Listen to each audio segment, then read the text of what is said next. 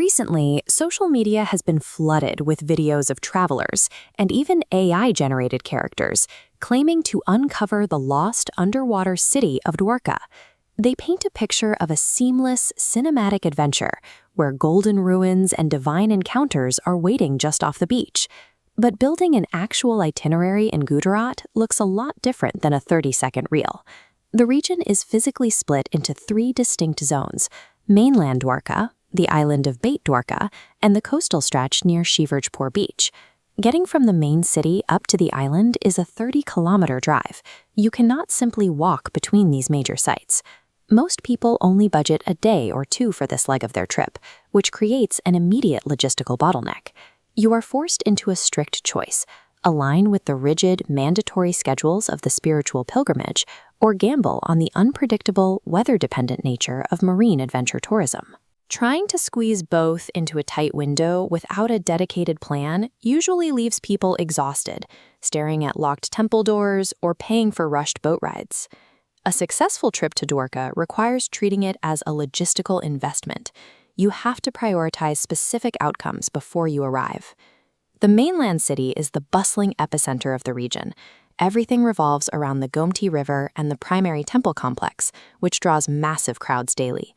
The Dwarkadish Temple is a massive 5-story limestone structure dating back over 2,000 years. The 52-foot flag at the peak is changed 5 times a day, drawing thousands of onlookers into the immediate area. Getting inside means navigating strict security protocols. Mobile phones, cameras, and bags are absolutely banned, requiring you to secure locker facilities before you even join the entry line. The biggest hurdle is the clock.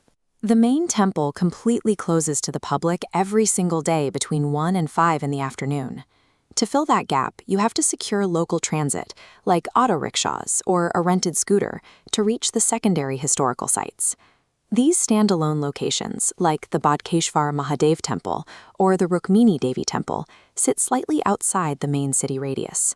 Local lore states the Rukmini Temple sits in isolation because of a curse from the sage Durvasa Rishi, making it an essential, mandatory stop to actually complete the pilgrimage. Navigating between these dispersed sites introduces a hidden time cost.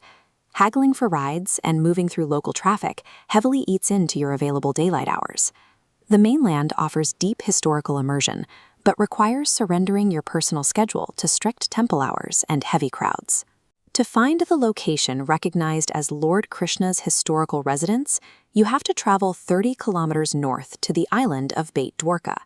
Accessing the island used to rely entirely on crowded ferries, but the newly opened Sudarshan Setu bridge now connects it directly to the mainland by vehicle. This specific island carries serious archaeological weight. Marine surveys off its coast have identified submerged stone walls that scientifically date back 3,500 years. Once you cross over, you navigate narrow streets leading to localized, specific temple structures like the Bet Shankhodar complex. Visitors here participate in unique rituals, like the donation of rice, which ties directly into the stories of Krishna and his childhood friend Sudama. But the logistical trap remains. Beit Dwarka observes the exact same 1 to 5 p.m. closure as the mainland. Arrive too late and everything is locked. Factoring in the 30-kilometer drive, crossing the bridge, walking the island and returning requires a dedicated half-day of your trip. It delivers high historical authenticity, but demands early warning execution and offers zero flexibility in your schedule.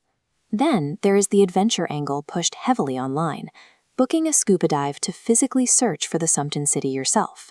These marine expeditions operate out of staging areas further up the coast, primarily near Shivrajpur Beach and Panchkui. This chart shows the immediate financial trade-off. While temple entry is mostly free, booking an underwater excursion adds a minimum of 2,500 to 3,500 rupees to your budget, and that financial premium comes with a massive time cost. You have to account for transit, safety briefings, gear fitting, and the actual boat ride out to the dive site. The ultimate variable here is the weather. Your visibility in the water is entirely dictated by unpredictable tides and seasonal cloud cover. When you get down there, you are exploring a natural coastal shelf. You might spot an ancient stone anchor, but you are not swimming through intact golden palaces. It is a great way to experience the marine life of the Arabian Sea, but it is a highly unreliable archaeological tour. The math here is simple. Attempting the mainland temples, the island pilgrimage, and a scuba dive all in a single day is impossible. If you approach this as the spiritual pilgrim, your itinerary focuses entirely on the mainland and the island, skipping the ocean dive.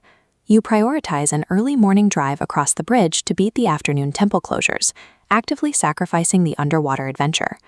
If you are the adventure seeker, you dedicate your morning to finding clear water for a dive and relaxing at Shivrajpur Beach, skipping the long trek up to the island.